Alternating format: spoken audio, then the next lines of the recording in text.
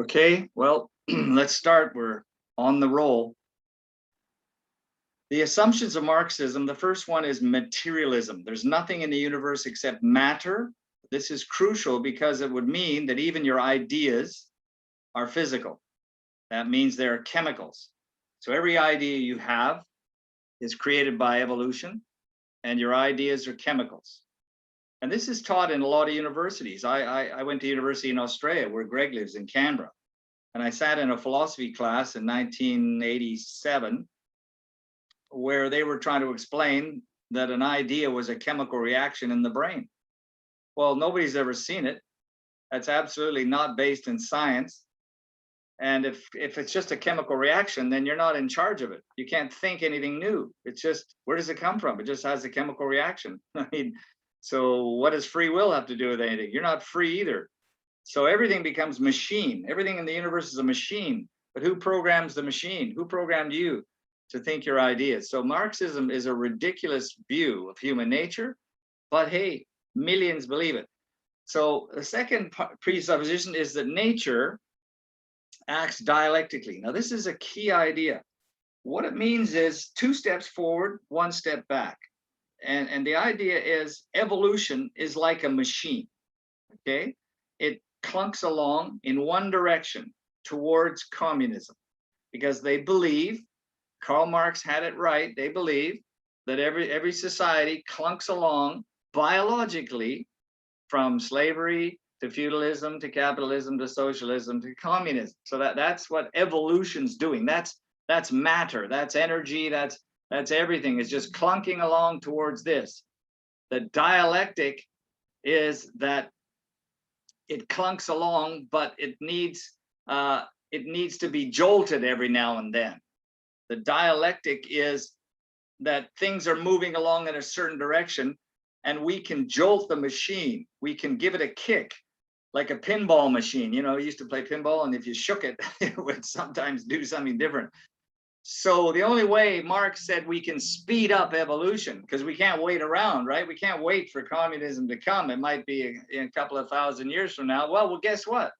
We can speed it up, he said. Isn't this amazing? So that's what the dialectic is. So we're gonna communism is marching along this way. Society's evolving this way. We're gonna give it a kick. We're gonna hit it with something here, and that will cause it to move in a new direction, which is good. So every time we give it a kick, it changes course, and it changes direction, and that becomes the new direction. So this is dialectic, that it goes this way and then that way.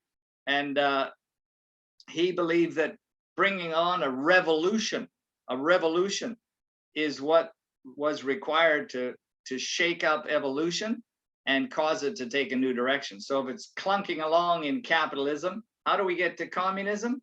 We have a revolution. We invade Nicaragua. We invade South Korea. We invade Vietnam. We invade Eastern Europe. We invade wherever we want. And then they believe, see, what we're doing is shaking up the capitalist system, and that's producing a new direction. And it will always be better. Revolution will always work out good, because we have just shaken the machine and given it a boost in that direction. And now that it's moving in that direction, we'll give it another boost with another revolution. And so they believe that nature itself, evolution, acts dialectically. That when it's going one way, if you hit it with a kick, it'll spin off a thesis. So it's going as a thesis. You come in with an antithesis, a revolution, and it'll ricochet it off, and that becomes the new thesis. So this was taught. This is taught as science in a communist party, in a Marxist worldview, that nature itself acts in this evolutionary way. They believe that it acts in such a way that it evolves societies, so that when we bring a revolution to Nicaragua or to South Korea or Vietnam, that everything will change and evolve and become better. Why will it become better? Because when we change things, progress always happens. Progress is inherent within change. Well, isn't that amazing? What a theory. So every time we have a revolution and we invade Vietnam or Cambodia, the US pushes back. But look what happened. We ended up with the whole thing. So see, it works. So if the West doesn't push back hard enough and the communists take territory and then you pull out, they go, see, it works. We just got to keep doing revolutions. We just got to keep invading, bring our armies in there and take over. So the West had to be really determined not to give away any ground. And foolishly, they also gave away ground in North Korea. They could have gone all the way to China and wiped out the North Korean army. And MacArthur said, we can do the whole thing. And the political will wasn't there in the US. They decided to draw the line halfway. So that's why we got North Korea today. There wasn't enough pushback to wipe out the disease.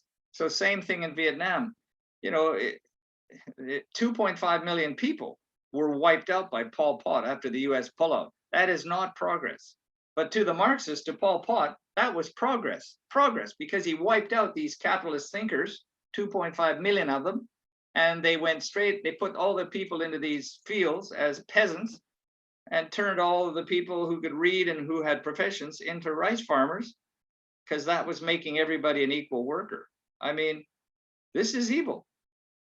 So they believe that whenever they make a revolution, change will occur, and that change will always be good because evolution is always moving towards communism. So no matter what they do, all change is going to be wonderful because communism is coming.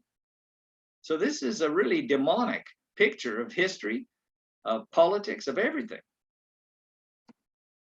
And so let's look at some of these four things are absolutely key. Marxism is not based upon the idea that we treat everybody equally. This is insane.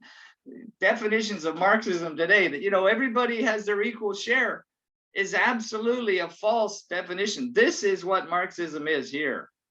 It's a political revolution-based invasion of territory in order to instill communist parties. And it treats everybody equal, all right. Pol Pot treated 2.5 million people equal. He shot them all. He put them all out there in the field.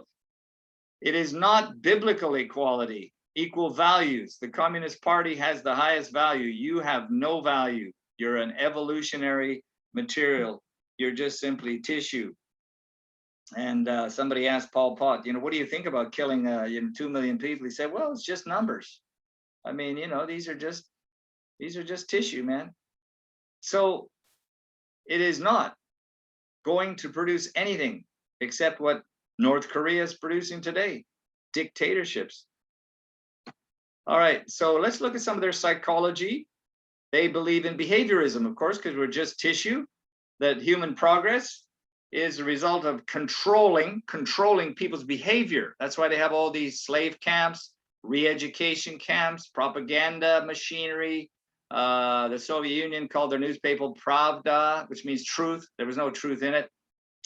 So progress is controlling people's behavior. It's based on materialism, but there's no free will, remember, because they believe you're just matter. But then how do people struggle towards communism if there's no free will? So here's a problem that Marxism had. Well, people are just machines doing what they're doing based on evolution. How do we get them to make a revolution? How do we get them to sort of, you know, overthrow the government in Peru or overthrow the government in Brazil so we can implement our wonderful program? Well, here they came up with the idea that, well, there's a dialectical relationship between thought and speech. Overcome behaviorism. We somehow thought and speech work together. You tell yourself, hey, I'm going to be progressive. I'm going to have a revolution somehow. This changes your molecules. And then we magically get the capacity to change society. We get a new idea. So this is ridiculous. But this is the only way they could overcome the idea that we are just a body and we're just chemicals. Somehow the interaction between speech and thought creates this new potential to shape society, and then we can start a revolution.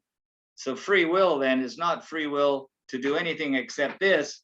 You get the freedom to choose the type of society that's going to change your behavior. So now free will for them is you get to choose the communist society, you lucky one, that's going to determine your progressive behavior. We're going to progress. We're going to move forward towards communism, and you are free to choose that type of society that's going to bring that about. So a communist society will therefore bring about this proper behavior that they call mental health. So you're mentally healthy if you believe in the communist vision, that your behavior to support the state, to fight in communist wars, you're really a freedom fighter. You're bringing mental health to people. And I was in the Soviet Union in 1980 at the Olympic Games doing an outreach with other Christians. And I talked to some Russian non-Christians. We met them on the street. They didn't know we were Christians. And I said, what happens to Christians in this country? This was 1980. They said, oh my goodness, Christians are mentally ill. The state has declared them as mentally ill, and they are sent to healing camps. And I said, where are these healing? Oh, that's up northern Siberia.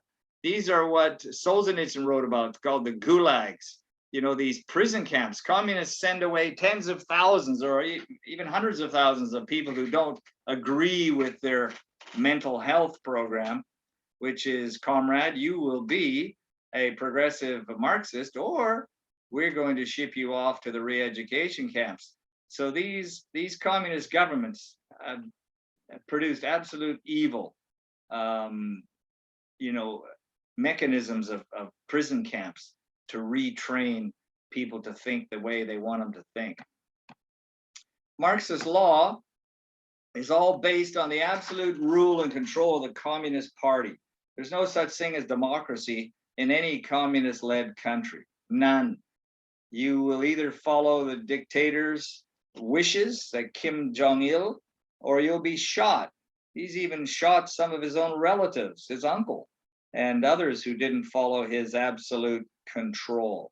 And there's lots and lots of executions in communist countries, including South America, Central America, as these dictators get power, and then they eliminate all the capitalist thinkers for the good of the society, of course. So they believe in the law of the Communist Party. Lenin said the state is an organ of class domination, an organ of oppression of one class by another. Their sociology is that human beings are nothing more than what society makes them. So this is an important idea that we have being taught in our country here in Canada, in our universities, that society's to blame for drug addicts, that society's to blame for criminals. These are poor, innocent people, and society's ruined them. So we shouldn't put them in jail when they murder people or they're mass killers. We did this to them. If society didn't give them opportunities to grow into their potential, blah, blah, blah. So this is a Marxist theory that is super popular in the university campuses and even in the courts, where people are let off from crimes because, well, you know, his parents were divorced and he never got to play football, so he was frustrated, so he killed 3 people, but he really didn't mean it. We did that to him. We never gave him opportunities. You know, when you hear talk like this, you are listening to Marxist sociology. The Bible holds people responsible for what they do, but not Marxism. Society makes the man.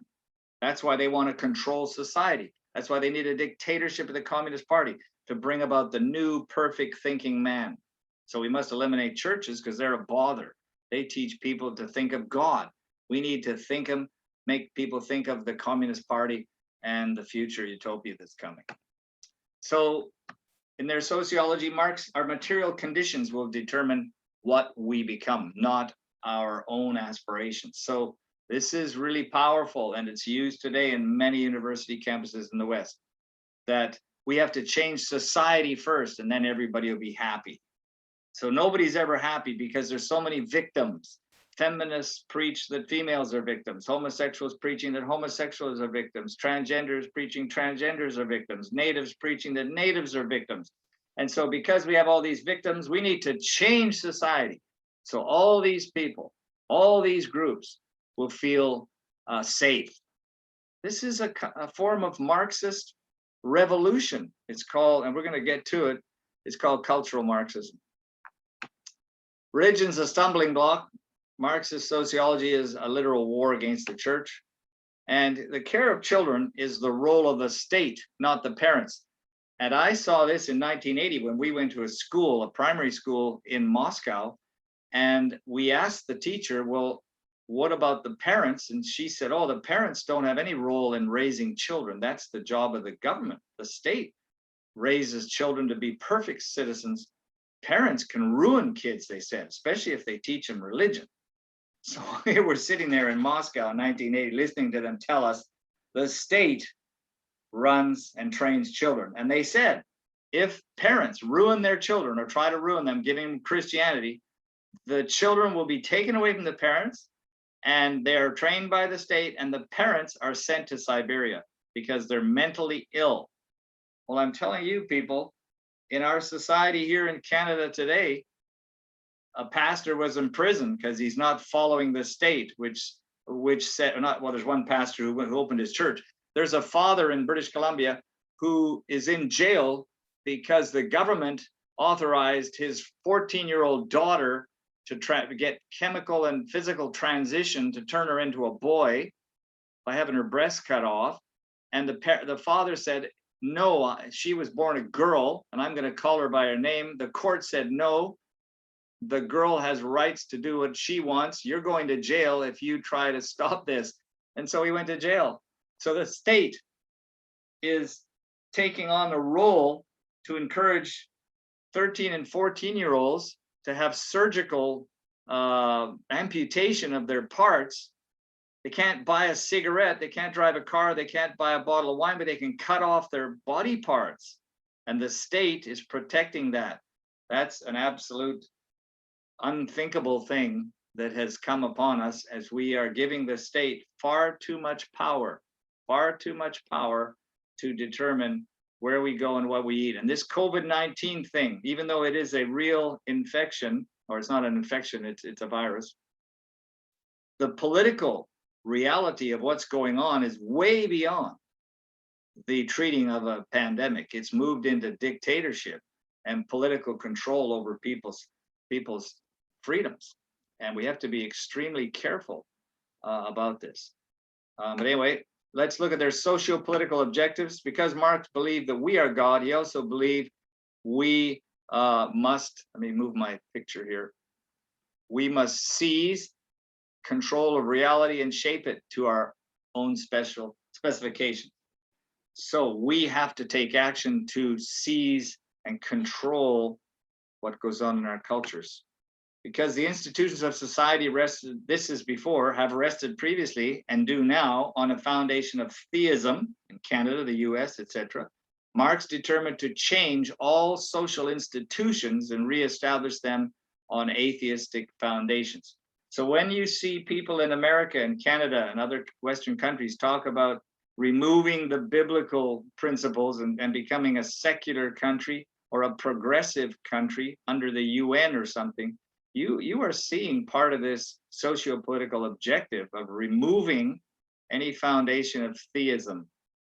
And once you do that, you can change all your social institutions and put them on atheistic foundations, which really is Marxism. To this end, Marx and Engels in the Communist Manifesto called for a forcible overthrow, forcible, of all existing social conditions. And I mean, we have some of that going on. Certainly in China, they've taken and bulldozed churches down. They want everyone to follow the state religion, the state church, communist pastors preaching their messages, not the true church. So communism allows for no freedom of thought, and they are willing to use force to overthrow governments, which they have in many parts of the world. All right, we want to look at something called cultural Marxism. Let me just check my time. What I might do at this stage is take a break and have some questions before we get into this. This will be my second part. So I'm going to pause it for screen.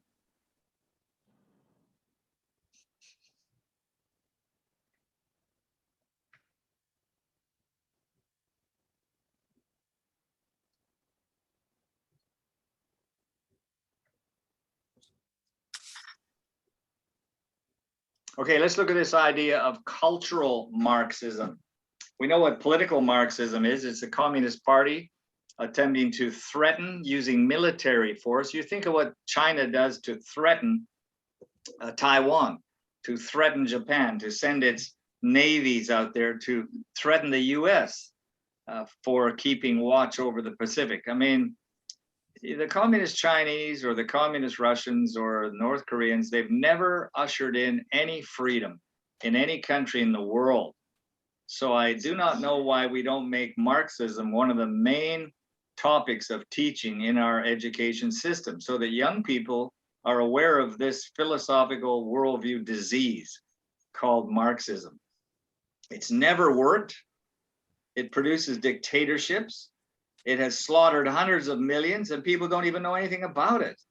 So let's see how it infiltrates the West now. We're not going to get militarily invaded by China, but guess what? We can be philosophically invaded through cultural institutions. So cultural Marxism relies on a Marxist ideology as the basis for continuing academic and intellectual efforts to subvert Western culture. That includes the institutions, your definitions of family, social structures, etc., and definitions. Okay, so cultural Marxism relies on that. Here is one of their David Noble's quotes, which explain exactly what that is. Marxists believe the most humane thing they can do is to usher in a socialistic society. The most desirable goal for the proponents of these worldviews is the creation of a utopian society in which our perfect nature can flourish. Toward this end, they call for major revisions to the traditional family unit. The Communist Manifesto derides as bourgeois the traditional unit of father, mother, and child. Acting on this mandate, Communist Russia established free love associations and sanctions lax divorce and abortion laws to break down the basic family unit. So I want to ask you, do we see radical movements in our Western nations to break down the basic family unit? Yes. Where do you see them?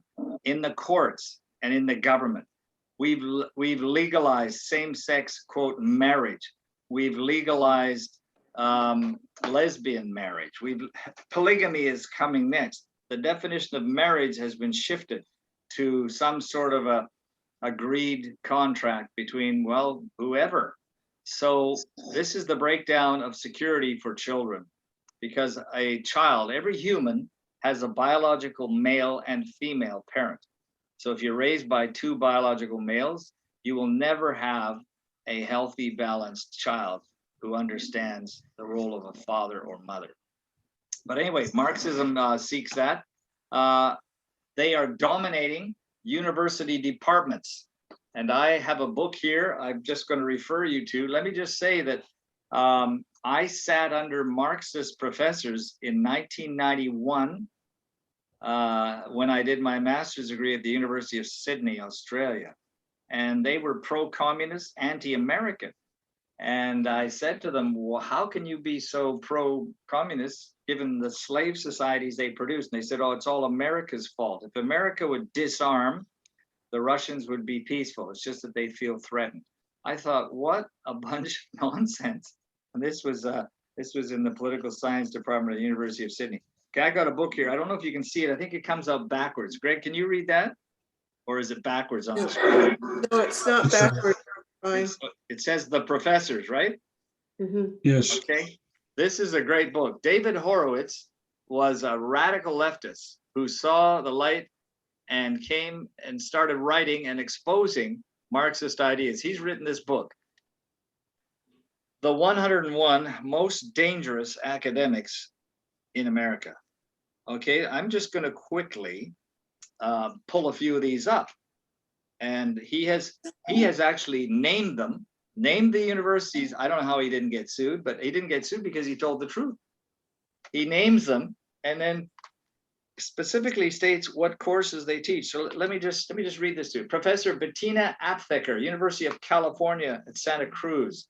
She's a professor of women's studies. She describes her philosophy as revolutionary, and she's a Marxist feminist. And her she says this, or he says this about her. Professor Aptheker is by her own proud admission both a communist and a self-described lesbian activist.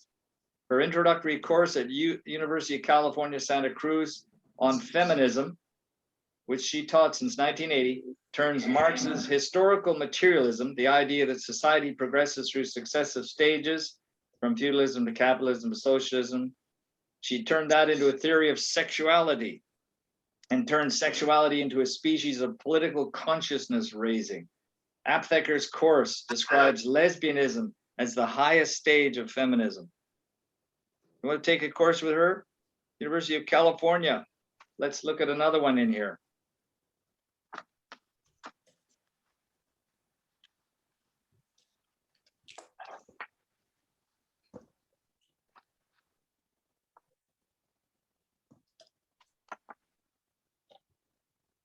I wish we had another couple hours. We could read a lot more, but this book is terrific. I encourage you to get this one.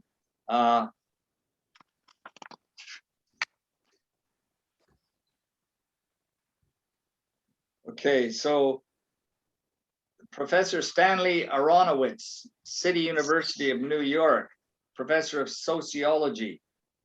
So he's into union control. Professor Aronowitz signed up for the new fad cultural studies and created the Center for Cultural Studies to escape the rigors of his original discipline, cultural studies, which provided him with a broad umbrella under which to pursue his Marxist politics and then pass them on to his students.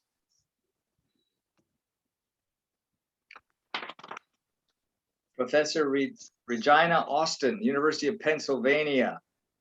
She believes, she's a law professor. She believes that that law is a useful supplement to activism.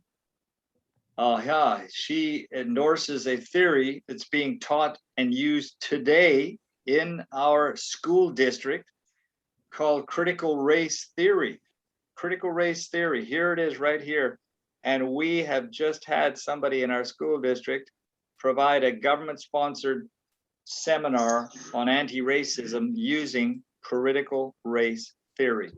So here she is. Professor Austin is a proponent of critical race theory, a school of law that combines Marxist and racial perspectives, pioneered by a radical ideologue, Derek Bell. Critical race theory regards white racism as a permanent. Critical race theory regards white racism as a permanent structural dimension of American society. Critical race theorists advocate compensatory race-based preferences for African Americans in employment, education, and criminal justice. Long and outspoken advocate of racial separatism, Professor Austin has made race, class, and gender conflict the centerpiece of her courses. So we have a radical activist here whose goal is using critical race theory. Okay, this whole book, there's 101 of these. I would encourage you to get this to see how pervasive Marxist thinking is in our universities. It is everywhere. And these professors call themselves progressives. In fact, we have people on our school board that three of us who are conservative Christians oppose, and they call themselves progressives. And they call us the haters. We're haters because we don't accept their ideas, which really are a form of cultural Marxism. They're using critical race theory right in the BC education system. Okay, so cultural Marxism. Let's look at another movement. Have you ever heard of Black Lives Matter? Black Lives Matter. Is that just about helping Black people? Is that a movement to bring equality to Blacks? No. Black Lives Matter co-founder Patrisse Cullors said in 2015 that she and her fellow organizers, and I'm going to click on this because if people wouldn't mind muting themselves, mute yourself, please, because I'm hearing feedback. Patrisse Cullors said in 2015 that she and her fellow organizers are, quote, trained Marxists. I've just muted you all. Sorry about that. We go. Trained Marxists. Oh, and now I did it again. When I click that little button, I did it jumps and locks itself. Oh, there we go. Okay. Patrice Calors, who's 36, was the protege of Eric Mann, former agitator of the Weather Underground, a domestic terror organization, and she spent years absorbing the Marxist-Leninist ideology that shaped her worldview. This is the founder of Black Lives Matter. We are trained Marxists. We are super versed on sort of ideological theories. And I think that what we really tried to do is build a movement that could be utilized by many, many Black folk. She became a trained organizer with the Labor Community Strategy Center, which uses grassroots organization to, quote, focus on Black and Latino communities with deep historical ties to the long history of anti-colonial, anti-imperialist, pro-communist resistance to the US empire. Do you hear those words? You get a picture of what they're on about? Anti-colonial, anti-imperialist, anti-white, pro-communist, and let's resist the US government. Did you any wonder why there's so many riots by BLM, burning down things, occupying police stations in the US, advocating shooting officers? It also expresses its appreciation for the work of the US Communist Party, especially Black communists, as well as its support for the great work of the Black Panther Party. That's from the New York Post in 2020. Alicia Garza and other founders of the Black Lives Matter organizations are also committed Marxists. Garza sits atop a worldwide revolutionary empire, starting with the Black Lives Matter Global Network Foundation that she started, which now has 15 chapters in the US and more in Canada, Australia, and Europe. Garza is also behind the Movement for Black Lives with its 50 domestic organizations. The Black Lives Matter Global Network Foundation removed its Marxist language from its website because people started wondering, who are they? Black Lives Matter removed a section of text that had been under a section called What We Believe that sought to engender the destruction or perhaps reimagining of the nuclear family structure. So as people started looking into them, they started quickly altering their website to appear like a nice, sweet, pro-Black, family-loving equality movement. The communist term, I've got to move this for a second. The communist term comrades has also been airbrushed out of their website. The Chinese Progressive Association, these are various other groupings with branches in San Francisco, Boston, and New York, have used ethnic pride, racial grievance, and Chinese nationalism to draw thousands of young Chinese Americans into the revolutionary pro-Beijing orbit. So there's a lot of propaganda movements linked to China, linked to these communist things operating in the US and operating in Canada. And their aim is we disrupt the Western prescribed nuclear family structure requirement by supporting each other as extended families and villages that collectively care for one another. Black Lives Matter has been criticized for appearing to tolerate violent demonstrations in its name, which of course it does, for stoking racial tensions, which it does, and for creating an unsafe environment for police. Other critics say BLM pushes a left-wing extremist agenda under the false appearance of a moderate reformist movement. The BLM organizations were never about affirming the foundational truth of equality for all Americans. They want wholesale submission to their devastating ideology. That's from 2020. So we need to be aware. Cultural Marxism is the destruction of institutions, definitions, family, and political will so that we adopt a pro-Chinese, pro-communist. Look at Bernie Sanders in the US. He's an actual communist advocating free education, free healthcare, free everything. And he's so anti-American, you wonder why they don't ship him off to North Korea. That'd be a great holiday for him. But, you know, there are a lot of Marxists in the campuses who hate the Western world and who see our freedoms as evil. And they want more government, more control. And of course, their reference points are always this progressive ideology. in 2016, the Ford Foundation announced plans to fund the movement for Black Lives Matter in a 6-year investment plan. So there's huge money flowing in from various organizations into these movements like Black Lives Matter.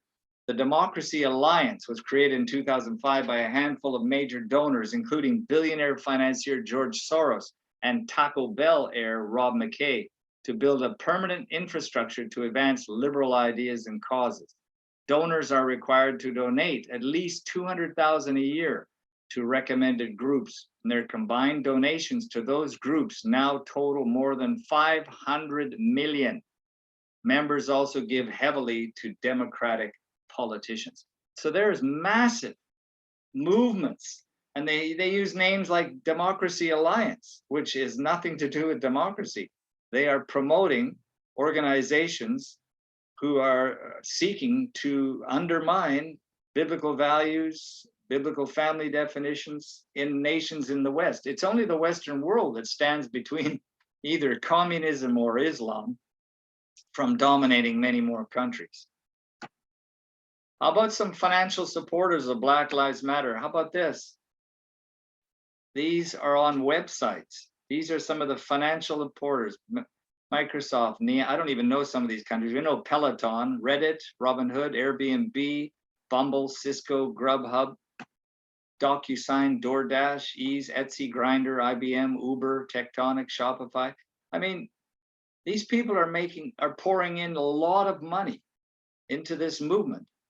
And it is not all about helping Blacks. There largely is more opportunities for Blacks in America than you'll ever get for Blacks in Africa.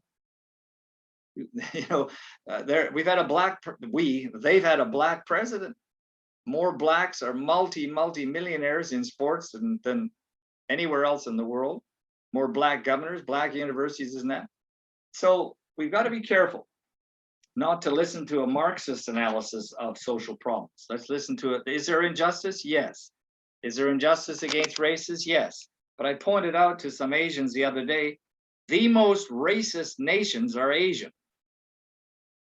In fact, Indonesia is a racist country and religiously biased. You can't, as a Christian, get elected up to high office. Malaysia is one of the most racist Islamic countries in the world. Malaysia. In Malaysia, there is a political doctrine that only the Malays or Muslims can get into the highest offices, and they actively discriminate against the Chinese Malaysians and the East Indian Malaysians who live there. And people think, oh, we're racist here. That is blatant, politically established, declared racism in Malaysia. And we sit here and attack ourselves. So we have to think carefully. Of course, we're not racist. Jesus died for everybody, black, white, red, yellow, whatever. Christians are not racist, but we cannot reverse, we cannot bring in a false notion of equality by now kicking out 50% of white professors, 50% of white politicians, 50% of white bus drivers, and putting Blacks in there. That's not equality, that's reverse discrimination against qualified whites. So we have to think carefully about the source of some of these movements, and certainly BLM and others have Marxist foundations, which I've shown. This founder of BLM now is a multi-millionaire. So where's her Marxism? And BLM received $90 million in funding in 2020. Anybody gonna wake up soon? Another movement that's being forced upon us, and I'm saying this in public education, is the notion of white privilege. Have you ever heard of that? It's that white people are evil because they're white. So if you're white, you've got privileges that nobody else have, and that's bad. And so we're discriminating against Blacks and Asians simply because we're white. Well, that's unbelievable. So here is a definition from this fellow, Ibram Kendi, and I don't necessarily agree with it. I just picked it up because this is what he said. White privileges are the relative advantages that, he says, racism affords to people identified as white. So because we're white, we have advantages. Well, you know, if you're Black in Africa, you've got advantages. You know what? So black racism exists in Africa because there are a few whites. So the blacks run the government, everything else. What about Asian racism in Japan? It's 99.99% Japanese. So is that racism because they are the majority? I mean, it's an insane analysis using white race as a category of racism. So he says this, whether white people recognize them or deny them, to be white is to be offered one's individuality, it's to be offered the presumption of innocence, afforded the assumption of intelligence, afforded empathy when crying or raging, afforded disproportionate amounts of policy-making power, afforded opportunity from a white network, afforded wealth-building homes and resource-rich schools. I mean, this guy is just hammering the development of the Western world as though it's all evil and everything that takes place is because whites are privileged. And this is being used in academia as a category for correcting these wrongs. White people are granted rights, whether they're subtle or obvious, immunities and opportunities by their skin color, regardless of whether they ask for that privilege or not, says Mihak Anwar. Well, I'd say the blacks are offered the same thing in Africa because they have the majority of people living in their civilizations. I mean, this thing is a poor category for analyzing what's going on, using race or skin color as the basis by starting out that if you're white, you already are racist. And that is clearly going to bring huge ramifications, as we see even here in British Columbia. Suddenly, all the news anchors are black or Asian. All the reporters on the screen, actors are all mostly black now in all these shows. I'm going, what happened? Well, you know, we've got to correct this white privilege stuff. So it becomes race-driven discrimination against white people to correct this this discrimination that Marxists describe. Another big one is that, well, I mentioned critical race theory in the book here, The Professors, which, you know, is nothing new, but all of a sudden it's appearing here in our school district. It's an intellectual movement and loosely organized framework of legal analysis based on the premise that race is not a natural biologically grounded feature. So in other words, you're not Asian or Caucasian or African, which is a biological truth. No, we can't have that. It's not natural, biologically grounded feature of physically distinct subgroups or human beings. What is it then? It's a socially constructed, culturally invented category that is used to oppress and exploit people of color. Critical race theorists hold that the law and legal institutions in the United States are inherently racist insofar as they function to create and maintain social, economic, political inequalities between whites and non-whites, especially African Americans. So imagine that race is now not something you're born with, your skin is black or white or whatever, but these are socially constructed. So guess what that means? We have to undo them all. So blackness is socially constructed, whiteness is socially constructed. And since the whites are in the majority, we are racist because we're not creating those same economic, political opportunities for others, which is not necessarily true at all. And we have something happening as a result of these movements that are largely based on Marxist analysis that seeks to overturn structures, to wipe out Judeo-Christian structures as right-wing, and progressives as being modern and moving forward. And we need to revolutionize all these social categories because evolution is moving us forward. So we need to leave behind all the biblical notions because that's patriarchy, that's old, those are oppressive. So cancel culture is a real movement in the media and politics to denigrate and wipe out people who don't exhibit the right kind of speech or business, etc. Canceling and cancel culture have to do with the removing of support for public figures in response to their, quote, objectionable behavior or opinion. This can include boycotts or refusal to promote their work. So just think about this. Think about the companies that have been boycotted by BLM or the homosexual LGBTQ movement or feminists or lesbians. Think of the cake makers. I can't remember where they were in Oregon that said, you know, we don't want to make a cake for a lesbian couple. They were sued and the court smacked them and gave them a big fine. You know, people wanted to wipe out their business. So people who, you know, don't exhibit this progressive thing, whether you're an airline like Qantas or whether you're some large business, you have to toe the line, or else they want to cancel you out. They want to declare you as evil, as discriminatory.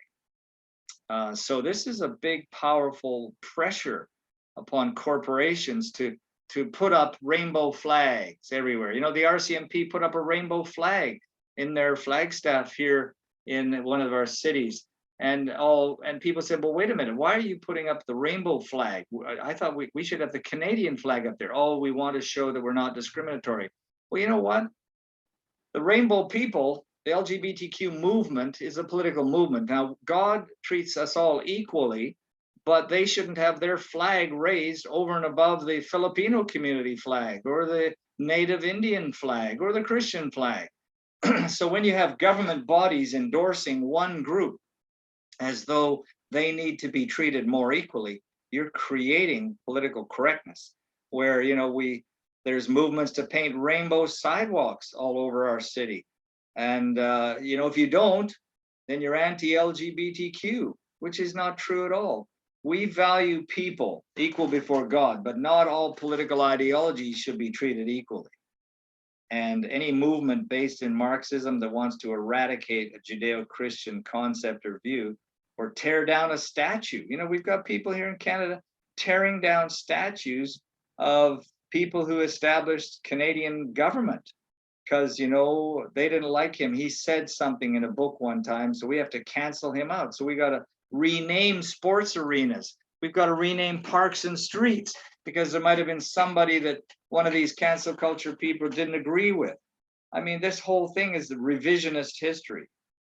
And it's dangerous because it's making race something that's sociologically constructed. So how do you deconstruct it? You know, it's absolutely wrong. It's not based in anything biblical because God died for blacks, whites, Chinese, natives, everything. We're all equal. And so it is a destructive movement. The mass cancel culture is also the mass withdrawal of support from public figures or celebrities who have done things that, quote, aren't socially accepted today. Well, according to who? This practice of canceling or mass shaming often occurs on social media platforms such as Twitter, Instagram, or Facebook. You think about that. Somebody who thinks something or says something. I think of people in sports who might have said one thing and it was taken as a racist comment. Suddenly they're fired. Suddenly, you know, they no longer have a career. I think that happened on some, I better not name these reality shows, but I don't watch them all. But, you know, as soon as somebody says something that isn't socially accepted, they become a criminal. And we have this going on in the school board as people are attacked, as people are named and told to resign because you're homophobic, transphobic, or whatever. And this is a form of cancel culture. It's a form of Marxist influence. And so critical theory promised these realistic utopias. We got to be careful. There's no utopia promised in the Bible. We are going to have sinners on earth forever. We can have relative order, relative peace, as long as we implement biblical principles and we give government the power that God expects and no more. However, it says proponents could not suggest, these people who want these realistic utopias, these counterculture people, they cannot suggest context-specific political guidance that answers the question, well, what are we going to do? Whereas critical theory has aimed at fostering human emancipation, it has remained incapable of specifying a political action strategy for social change. So just like the Marxist countries, why have they not produced a utopia if Marxism is the answer? I want to ask that question. Why hasn't China, under the Communist Party, produced a beautiful free utopia? Why hasn't North Korea? Why hasn't Russia? Why hasn't Venezuela or any other country led by Marxist or communist parties or Marxist thinkers, why haven't they produced their utopia? Well, because mainly what Karl Marx created, as he stated in his poetry, was that he would bring nations to ruins. They basically are the hammer and sickle. They're basically to cut down and destroy the current structures, but they have no models to replace them.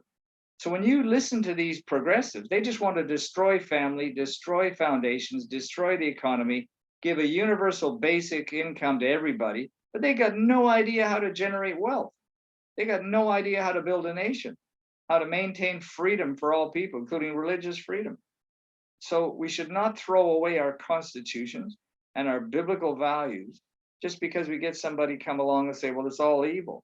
These people have no alternatives to a functioning system that's been working reasonably well for hundreds of years and produced some of the most free, prosperous countries in the world. There's a reason why people want to take a boat and get into Australia, and they want to get into Canada and the US and cross the Mexican border by the thousands to get into the US. Muslims are doing that. Anyone fleeing the Communist Party in Vietnam, they did not go to another communist country. They came to the US. People flee to the West for freedom and opportunity. They don't flee to North Korea.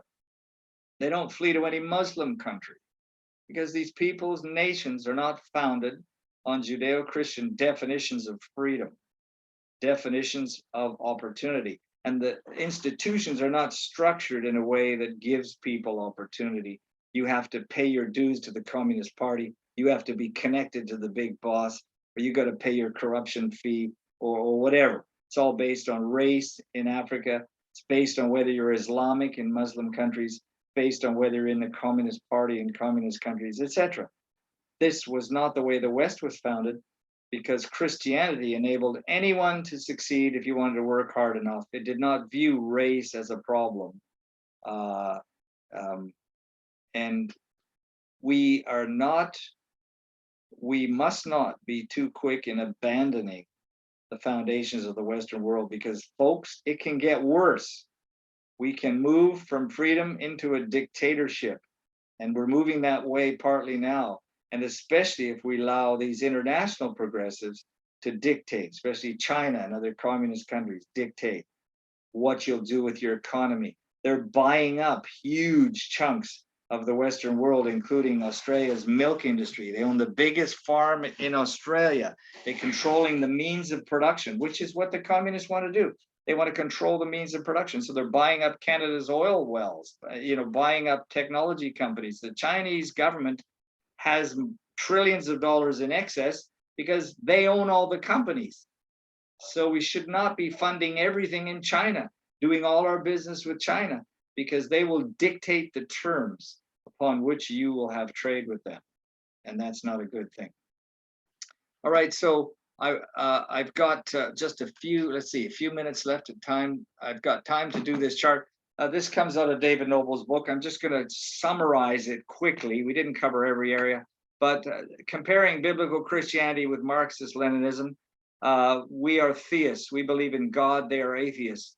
Our philosophy is based on supernaturalism. We believe in reason, but our reason is fallen and should be limited by the revelation of God's word. Marxists totally follow dialectical materialism as their philosophy, believing that evolution is leading the world socially and politically toward a communist-led state. Our ethics are moral absolutes. They have only the morality of the Communist Party. That is why, folks, we have two Canadians who have been imprisoned in China for the last couple of years on trumped-up charges of espionage or spying when they've done nothing. And it's likely they're going to spend years in jail as China tries to punish Canada for arresting one of their citizens who was leaking information against US policy on sanctions against Iran. So China is a bully. China is a bully on the international stage, politically and economically, and we must be careful not to give in to the bullying of the Communist Party and their proletariat morality. Whoever resists China will be declared as evil and wrong, whereas it really is the case. You must resist them. In biology, we believe in creation. They believe in punctuated evolution. They believe in that mechanism that evolution chunks along and you can punctuate it. You can hit it with a revolution and cause it to spin off a bit quicker in the desired direction, which is always communism. Psychology, Christians believe that we have a mind, but we have a body. We're dualism. We believe that man is essentially a spiritual person housed in a body. And therefore, in that case, our ideas are free because an idea is not a chemical. Your mind is not physical. Your brain is physical. You can have a brain injury, but the mind is not the brain. Okay? Christian believes in a mind. We should love God with our mind, which is different than your brain. Your brain is an organ. Just like we have a heart. We have a heart that pumps blood, but that's not the heart that the Bible is talking about, that we should guard our heart. Your heart is a non-physical part of you where your conscience and your love and your emotions come from. We have to guard that. Well, it's not talking about the organ of the heart that pumps blood. So the Bible clearly reveals that we are body and spirit with a mind, will, and emotions that are not physical. So we're not a machine. Whereas Marxist-Leninism teaches that you're just a machine and you're governed by the rules of evolution in your material body, but they try to give you freedom so you can bring about a revolution. In sociology, we believe in the traditional home, church, and state. God endorsed the family. It was his idea that a man shall leave his mother and father, be united to his wife. So a family is only a man marrying a woman, period. Anything else is counterfeit, like counterfeit money. So Canada's declared a family to be any two women or two men or maybe three or who knows. Those are counterfeits, but those are legal here. The church has been ordained by God to preach the gospel, and the government has no right to stop it. But the Communist Party stops the church, burns down the churches in China, has for many, many years shut down and oppressed Christians in the Soviet Union. And that's not what's supposed to happen. The church must be free to preach the gospel. The state's job is to keep order within biblical bounds. And the state is, as I say, given the sword, they have the weapon. They are to enforce order in the streets and maintain the freedom of individuals. Their role is limited. But if we see the state taking more and more power, and especially under the Marxist guise of, using COVID-19 as a pretext for taking away your rights and freedoms, you're going to lose rights and freedoms, and it's going to be hard to get them back. So the Marxist view of sociology is this so-called classless society. Now we need to realize something. There is no such thing as a class. Class is not in the Bible. Jesus never divided people up into political categories. His category was you're a repentant sinner, or you're saved, or you're following him, or you're not. You've either repented or you haven't. You're walking in sin or you're not. Those are the categories he divided up. He never got into the political situation. The Jews wanted to get them free from the Romans, etc. He was more interested in the freedom from sin, which ultimately will transcend the Roman Empire, and the Roman Empire is gone anyway. So Jesus came to free us from sin. There's no such thing as class outside of a Marxist interpretation of history. It is a false analysis to say that there's the proletariat and then there's the bourgeoisie, which oppress the proletariat, the workers. So the workers must overthrow the government, the proletariat, the bourgeoisie, and all their oppressive systems, including family definitions, to become free. This whole analysis is faulty because it's false. So we do not use the word class struggle. It's not a Christian term, it's a Marxist term. You should not use Marxist terms to analyze history or any other event, because then you fall into the problem of thinking like them. Imagine if you went to a doctor who believed that infections were from sniffing dandelions in your garden. So his only solution to your infected tooth or your infected arm from that nail scrape you got was to eat more dandelions. That's the only solution he had. Dandelions are the answer to everything. Well, he's wrong. So you're going to die of infection because eating more dandelions is not truth. It's the wrong application to the problem of infection. So the problem of humans is sin. And the problem of human government is sinfulness in their policy, but it's not class. And so the analysis of class as the source of problems is like analyzing your infection because it's got too many dandelions you've been eating. It's a wrong analysis and it's a wrong solution, which will not help you get healthy. In law, Christians believe in biblical law, which God has commanded us, not that we should not murder, lie, steal, commit adultery, etc. These are the foundation of Western nations and our legal systems. But the atheists has been pushing hard. The Muslims have been pushing hard to inject their definitions, to overthrow your definitions of family, marriage, freedoms, rights. And this is where the battle is that we can, if we do nothing, lose the foundation of the Judeo-Christian Western world, which has produced the best civilizations in the world to live in. And I'm going to say that confidently and happily. The West has produced the best nations and civilizations to live in. The proof of that is these people who are fleeing these Islamic and communist dictatorships would love to get into any Western country like Australia, Canada, New Zealand, Britain, America especially. Okay, so we believe in law, in natural, which in other words, there are natural laws that operate for your body, for gravity, for the natural world. God has created physical laws, and he's also created moral laws that keep harmony in your heart and psychology and life, and that you should live within God's physical laws. Don't eat glass, don't drink poison, eat enough food, etc. And you can't jump off a 10-story building just because you think you can live. Follow God's natural law. And we also need to follow his moral laws, because love is the most powerful, potent moral force in the universe that will bring healing to you and everybody. And it's not physical. Everybody knows that love is real, and yet you can't prove it scientifically. You can't see it. You can't measure it. But there wouldn't be a human on earth who would deny that love is real, and love can overcome a lot of our problems. And guess what? There's only one God in any worldview been described as loving. God is love. And guess what it is? Christianity.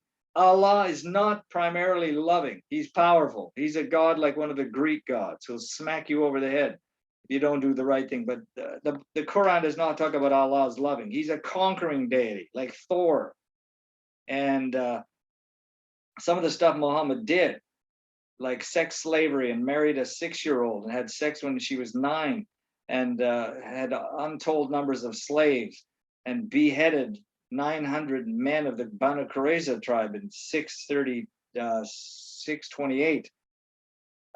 He promoted beheadings, he promoted sex slaves, he promoted rape for captive women. I mean, the list is a mile long. Anybody who wants to follow Muhammad is not going to get to heaven.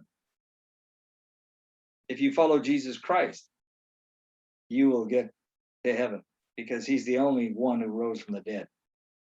And so I follow that authority. But God of the Bible is a loving God.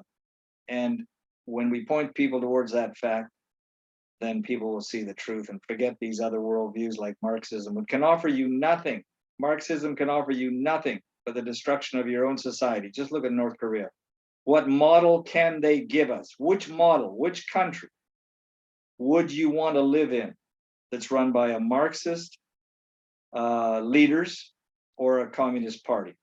So they follow proletariat law. The Communist Party is ultimately the truth, and if you don't follow, you'll be executed or sent out to some concentration camp. Politics, the Christian endorses justice, freedom, and order, because God told us in Jeremiah 9:23 that he's a God of justice, righteousness, and loving kindness, and that he delights in those things. So we must practice justice, but we must maintain freedom so that we can serve God the way that he tells us. We cannot worship the government or listen to what they tell you to do in terms of how you should live, because God is the author of my destiny. And if he wants me to be in politics or law or economics or a military pilot, it's up to him. And our government should maintain order so that individuals can serve God in freedom and opportunity. However, the politics of Marxist-Leninist government is statism. The state gets bigger and bigger and bigger. They have more and more spies. They have more and more controls. Think of communist China that had huge apparatus to catch women who were pregnant because they had a one-child policy. The state would locate women who'd missed their period because they had spies inside of every company. We heard about this when I lived in Canberra back in the 80s. Greg would remember this. The Communist Party was monitoring women in China because if they didn't have their period, that meant they were pregnant. They were hauled off to a government-run abortion clinic and aborted because China had a one-child policy. You'd have one baby. So they were trying to hide their pregnancies and have another child. I mean, this is statism. This is absolute evil. And they believe in a communist world government. In economics, the Christian supports a stewardship of property. We believe that God owns this world and we should be good stewards of it, but we're free to work it and produce what he wants. Whereas the Marxist-Leninist view is socialism. The state becomes larger and larger and larger, makes more and more decisions, controlling aspects of life. And these are economic disasters. So when the state runs the railroads, they don't work well. When the state runs airlines in Canada, they don't work very well because they have unlimited amount of money to waste because it's all, they don't have to look for a profit or be accountable. So when you have government run enterprises like dams or roads, not roads, I mean railroads or airline, anything like that, we have a government run automobile insurance industry in British Columbia. It is so much more expensive than the province next door, Alberta, which has a private insurance corporation for registering your car. So we have a monopoly. Governments create monopolies and they're dysfunctional. We have a very poorly run ferry boat system on the west coast of Canada because it's government run. So socialism is not going to work if government takes more and more areas of society, because government's made up of people and people are corrupt and people can have self-interest and people can be very poor managers of public money. And history for the Christian, we are in the period between the cross and the discipling of all nations. This is the year 2021 after Jesus Christ. By the way, do not use the term CE, Common Era. I refuse to bow to the politically correct changing of history itself. We live in AD, ad dominium, the year of our Lord. It's 2021 AD. Please write that on all your documents. Scratch out the word CE. It's an attempt to revise history and take Jesus Christ out of history. And I reject that. Our aim is the resurrection. But we're in between. We're discipling nations. We're on the pathway to implementing kingdom ways to demonstrate his ways. The Abrahamic covenant of Genesis 12 dictates to us what God's intention was, which is to bless and heal nations. 2 Chronicles 7:14. God intends to heal nations. This is only the Christian worldview. This is only in the biblical view of life. Do we have a God who wants to bring healing and blessing into the lives of sinners? But such is the amazing thing of Christianity. Christianity is so far ahead of Marxism or Islam or animism or any other philosophy or worldview. So we are at the place where in our lifestyle here, in our life spans, we live a short life, we have to fight the evil philosophies that are on earth. 2 Corinthians 10:4, we're at war with every idea raised up against the knowledge of God, and we're to bring every thought captive to Christ. Marxism is a major philosophy and worldview raised up against the knowledge of God. Its historical example has been nothing but slaughter, misery, dictatorships, and militaristic wars and attacks upon free nations. And you go ahead and look up any other thing that you can find for the fruits of Marxism, and you're going to see dictatorships and death.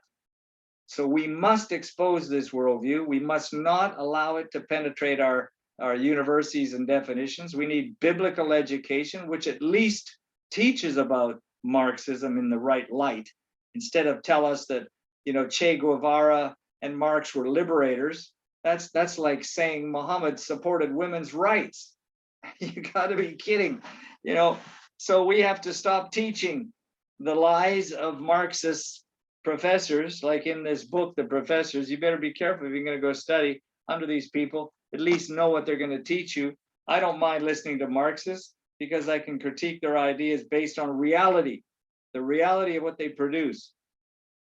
And so I'm not afraid of listening to a Marxist or a Muslim telling me all about their views of economics or history or law, because I've already compared that with a Judeo-Christian view. So our students, our families, our churches must develop a biblical worldview of at least these 10 areas that we got listed on this chart, so that we know how to answer the people who have this progressive, you know, Marxist critical theory view, progressivism, BLM, you know, is all about opportunities for blacks, etc. We need to be a lot wiser.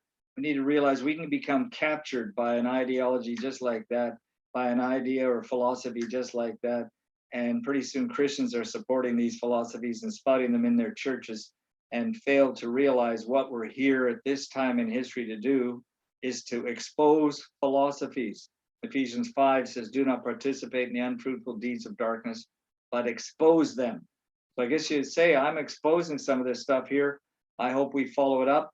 I hope we speak strongly against Marxism and against its definitions and its critical race theories and these movements. And you can do your own research. It's all available. You can start with Google and go through the sites that tell you, you know, you can go through their sites and you can go through sites that challenge it, but we need to be doing that. Okay, and last, I like what Fyodor Dostoevsky said, the problem of communism is not an economic problem. The problem of communism is the problem of atheism. So folks, I want to tell you this, atheism has been and still is the most death-producing worldview ever to hit the planet. Atheism is the biggest problem with the world, not necessarily a theism, although I'm going to talk about Islam next week, but atheists who believe that they're like God and become dictators, like even like, imagine Nebuchadnezzar was something like a Hitler or a Stalin. You know, Stalin, Hitler, Pol Pot, Kim Jong-un, Kim Jong-il, on and on and on. These killers who proclaim freedom and deliver hell are simply showing us the fruit of what Karl Marx said when the angel spoke to him and said that he was going to bring nations to the abyss. They would be destroyed. That is what we see happening. Atheism cannot produce a livable civilization. There's never been a truly atheist civilization. Name one. That they wouldn't live long enough. They couldn't. They're parasitical.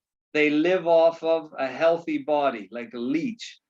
And Canada has a Judeo-Christian foundation that provides freedom for opinions, freedom of speech, freedom of ideas, and these people take advantage of it to speak against our freedom, against our rights, and classify us as needing to be eliminated because we're not progressive. We're ultra-right homophobes or something else. So the problem of this world, a lot of it, comes back to atheism, and particularly the Marxist-Leninist worldview that's still in operation in so many countries, as enslaving hundreds of millions of people into their ideas.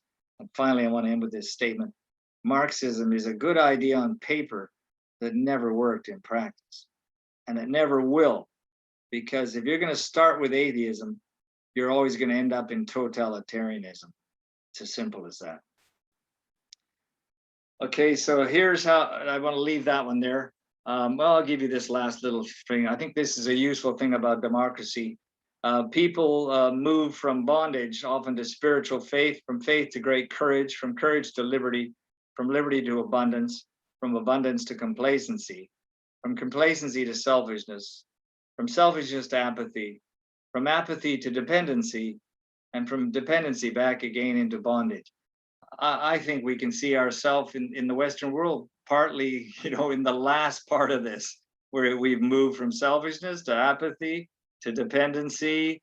And you know what? We might be welcoming ourselves back to forms of dictatorship if we aren't more vigilant and aren't more willing to speak out. All right, I'm going to